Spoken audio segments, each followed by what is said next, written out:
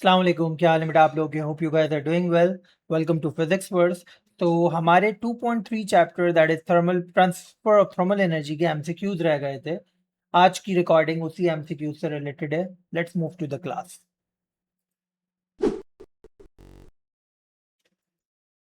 सो बेटा पहला सवाल हमारे सामने डिस्कस किया जा रहा है। Cold solid is placed on top of hot solid. Thermal energy is transferred from hot to cold one. Thermal energy कहाँ पे जा रही है? Hot से cold solid की तरफ जा रही है. What is the best explanation for this? कह रहे हैं hot solid expands, so particles will move further apart. यहाँ पे हमारे पास एक्सपेंशन से ज्यादा ट्रांसफर ऑफ हीट एनर्जी की बात होनी चाहिए थी। Energy is transferred from one particle to the next कहा जा सकता है। Heat always rises not for the hot one तो हीट एनर्जी अपनी लूज करवा रहा है, कोल्ड वन की हीट एनर्जी राइज कर रही है। Molecules are free to move randomly, solid में ये नहीं होता, सॉलिड में पार्टिकल वाइब्रेट करते हैं। इन दैट वे सबसे सेंसिबल आंसर हमारे पास बी बन रहा है। नाउ आगे बढ़ते हैं। कह रहे हैं house is to be thermally insulated to reduce thermal energy loss and reduce fuel cost. Okay बेटा, डबल ग्लेजिंग विंडोज में $7,000 की इंस्टॉलेशन कॉस्ट है और हर साल $400 हमारे पास क्या हो रहे हैं, सेव हो रहे हैं। यानी अगर मैं ब्रेक इवन पे आना चाहता हूँ, इसका मतलब जितने पैसे लगाए हैं उतना फायदा हमारे पास हो जाए, तो क्या होगा बेटा, 7,000 को डिवाइड कर दें अगर हम 400 से, तो आ रहा है हमारे पास 17.58, यानी 17.5 साल में हम ब्रेक इवन पे आएंगे अगर हम डबल ग्लेजिंग विंडोज के थ्रू काम कर रहे हैं।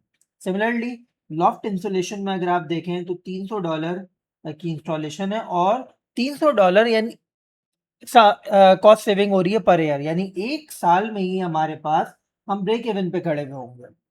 इसी तरीके से $700 यहाँ पे लगे हैं, $200 पर एयर बच रहे हैं, तो 3.5 साल यहाँ पर हमारे पास लगेंगे ब्रेक इवन में आने में। फाइनली $100 की हमारे पास यहाँ पर इंस्टॉलेशन है और $30 पर एयर बच रहे हैं, सेव हो रहे हैं, जिसका मतलब 3.3 ईयर्स लगेंगे ब्रेक इवन पे आने में। पूछ रहे हैं which type of thermal insulation pays back the cost of installation in shortest possible time। तो कौन है बेटा हमारे पास, ये वाली एक साल वाली विच इज लॉफ्ट इंसुलेशन। तो हमारे पास आंसर है डी। ठीक है बेटा, that is question number 2। Next we have question number 3। which statement explains about copper why it is a better thermal conductor than glass। तो बेटा कॉपर में मॉलिक्यूलर वाइब्रेशन भी होती है और फ्लो ऑफ इलेक्ट्रॉन्स भी होता है। ठीक है बेटा, तो हमारे पास बात हो रही है कॉपर की एक्सप्लेनेशन के बारे में। सॉरी, कि why it is a better thermal conductor than glass। atomic vibration pass to the neighboring copper atom slowly, नहीं बेटा फास्ट होती हैं। atoms move through the copper and pass on kinetic energy। ये तो बेटा हमारे पास ग्लास में भी हो रहा है। the density changes beta, conduction में density changes नहीं होते। there are free electrons in the copper, as I told you the better mode of transfer of thermal energy is free electrons।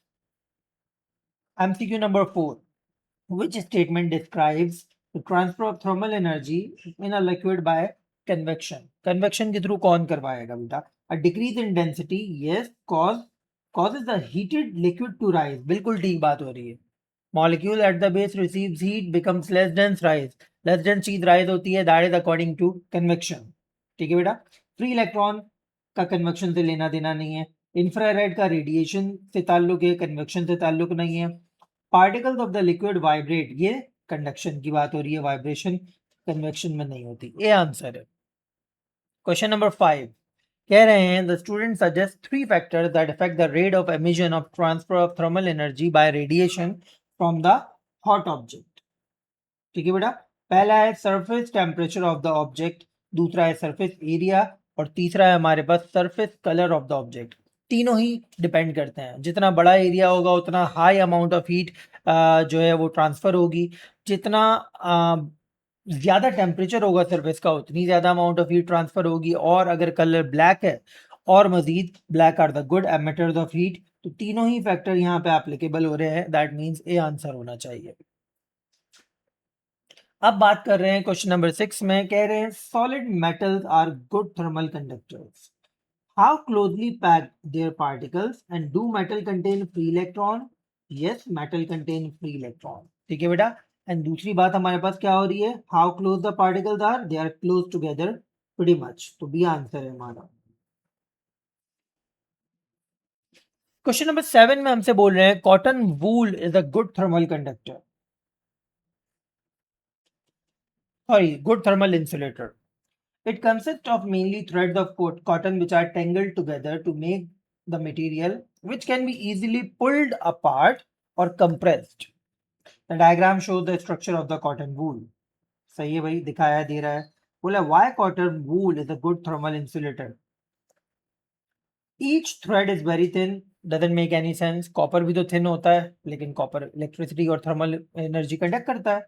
It has a large surface area because it's made up of tiny threads. No, area से ताल्लुक नहीं है conduction का. ठीक है. It has low density because of the trapped air. Low density का ताल्लुक नहीं है, लेकिन ट्रैप्ड एयर का ताल्लुक है. लेकिन trapped air, I mean air is a bad conductor of heat, लेकिन यहाँ पे सही तरीके से एक्सप्लेन नहीं किया.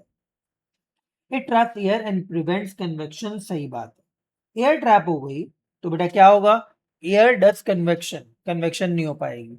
और कंडक्शन क्यों नहीं हो रही है, air is a bad conductor of heat. That is how हमारा आंसर 7 का डी बनता है. Metal kettle is heated on a grid above the red hot glowing coal. What is the main energy transfer through the bottom of the kettle? बेटा bottom of the kettle से क्या हो रहा है, हमारे पास conduction हो रही है. ठीक है, क्योंकि bottom of the kettle हमारे पास grid से contact बनाया हुआ है and conduction requires contact. ठीक है बेटा. And within water क्या हो रहा है हमारे पास, convection हो रही है, क्योंकि liquid है, liquid में convection होती है. सी आंसर हमारे पास बन रहा है. तो यहाँ पे जो हमारे पास कोल है, वो कोल ग्रिड को हॉट कर रहे हैं बाय रेडिएशन. ग्रिड कैटल को हॉट कर रही है बाय कन्वेक्शन, और कैटल पानी को हीट अप कर रही है बाय कन्वेक्शन. सही बेटा. नाउ आगे बढ़ते हैं. Question number 9, glass beaker contains water. सही है. When the center of the base of the beaker is heated, convection current is set up. सही दिख रहा है बेटा. लेस डेंस वाटर राइज हो रहा है, डेंसर वाटर हमारे पास सिंक हो रहा है. Which statement explains this? Evaporation of water causes water molecule to rise. नहीं बेटा, evaporation सिर्फ surface पे होती है, throughout the liquid नहीं होती. और rise और fall करने वाला काम evaporation का नहीं है. Expansion of water molecule causes them to rise to the surface. Molecule कभी expand या contract नहीं होता. सही बेटा. तो expansion of water molecule कहना गलत है. Water above the heat source rises because it becomes less dense. जी बेटा, water as a material less dense हो रहा है because particles are moving away from each other. तो less dense water rise कर रहा है. Water at the side falls because it becomes less dense. नहीं बेटा, fall करने वाला तो denser होता है. सी आंसर है. ठीक है बेटा. Question number 10. A hot meal is supplied in a container made up of shiny metal foil. Why does the container help to keep the room to keep the food hot. Container किस तरीके से खाने को गर्म रख पा रहा है, इसके बारे में बात होगी. Cool air traps which increases convection.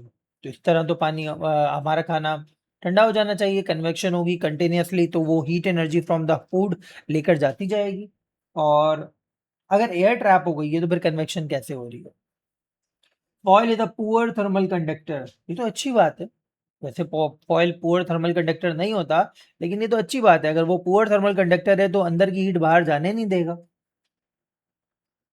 Shiny metal foil is a good absorber of infrared. बेटा नहीं, गुड रिफ्लेक्टर होता है shiny material. Shiny metal foil is a poor emitter of infrared. सही बात है.